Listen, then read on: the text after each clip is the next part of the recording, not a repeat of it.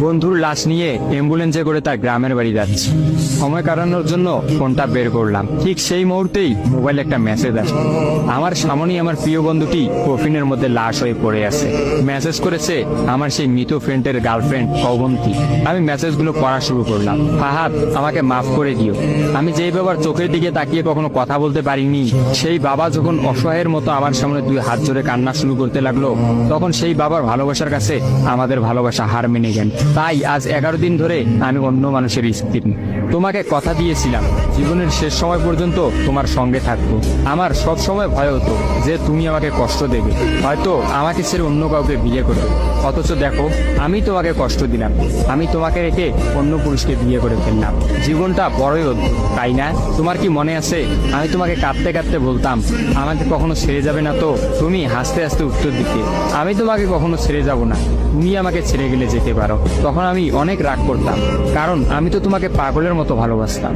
তুমি নেই এরকম কোনো পৃথিবী আমি কল্পনাও করতে পারতাম না। অথচ দেখো, আজ অন্য কেউ হচ্ছে আমার স্বামী। রোজ তার সাথে আমাকে ঘুমাতে হয়, ঘুম থেকে উঠে তার মুখটাই আমাকে দেখতে। মানুষের জীবন এমন কেন যে যাকে চায় যদি তাকে পায়? প্রকৃতি তাতে কি এমন আসে যায়? কেনই বা প্রকৃতি তাদেরকে কাঁদায়? হুট করেই সবকিছু হয়ে গেছিল, তাই আমি ইচ্ছে করেই তোমার সাথে যোগাযোগ বন্ধ করতেই আমার নাম্বারটা বন্ধ করলাম। বিয়ের দিন ভাইয়ের ফোন হাতে নিয়ে আমার ফেসবুক আইডিটাও ডিলিট করে দিলাম। তুমি অনেক কষ্ট পেয়েছো আমি জানি, যার সঙ্গে সারা জীবন কাটাবো ভেবেছিলাম তাকেই শেষমেশ কষ্ট দিলাম। আমার পরিবারের সবাই খুশি, আমার স্বামীটা অনেক ভালো, এখন পর্যন্ত যা ব্যবহার করেছে আমার ভালোই লেগেছে।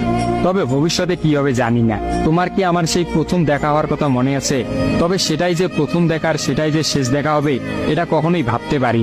আসলে মানুষের চিন্তার বাইরে যে কত কিছুই ঘটে, তাই না? সেদিন আমি তোমার সাথে 3 ঘন্টা ছিলাম, কিন্তু সেই 3 ঘন্টায় কেউ কাউকে স্পর্শও করিনি।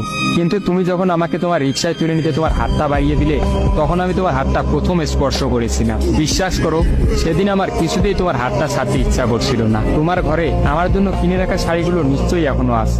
আচ্ছা, আমি তো এখন আর তোমার নই, ওই শাড়িগুলোকে আমি পাবো? তোমার তো যখনই কোনো শাড়ি পছন্দ হতো তুমি কিনে রেখে দিতে, আমি বলতাম বিয়ের পর সবগুলো একসঙ্গে নেব। দেখো, আজ আমি বিবাহিত, কিন্তু আমার স্বামী তুমি নও। আমি এমনটা কখনোই চাইনি। নিজের পছন্দের একটা মেয়েকে বিয়ে করে নিও, তারপরে শাড়িগুলো তাকে দিয়ে দিই। মেয়েরা শাড়ি কতটা পছন্দ করে তা কি তুমি জানো? যদি না জেনে থাকো তাহলে বিয়ের পর তোমার বউকে দিয়ে উপলব্ধি করে নিও। তোমার সাথে আমার অনলাইনে পরিচয়, তাই চিন্তা করেছি কোনোদিনও বেঁচে থাকতে আর অনলাইনে যাব না। আমার নাম্বারটাও বন্ধ করে দিয়েছি। আজকের পর থেকে আমাদের আর কোনোদিন কথা হবে না। তোমার কাছে একটা অনুরোধ, যদি চলার পথে আমাদের কোনোদিন দেখা হয়ে যায় তাহলে প্লিজ তুমি অচেনা হয়ে চলে দিও। নিজের যত্ন নিও আর জীবনটা গুছিয়ে নিও। জীবন তো একটাই, ভালো থেকো। কিন্তু আমি ভালো নেই, ইতি তোমার ওই অবন্তী। সবগুলো মেসেজ একত্রে পড়লাম।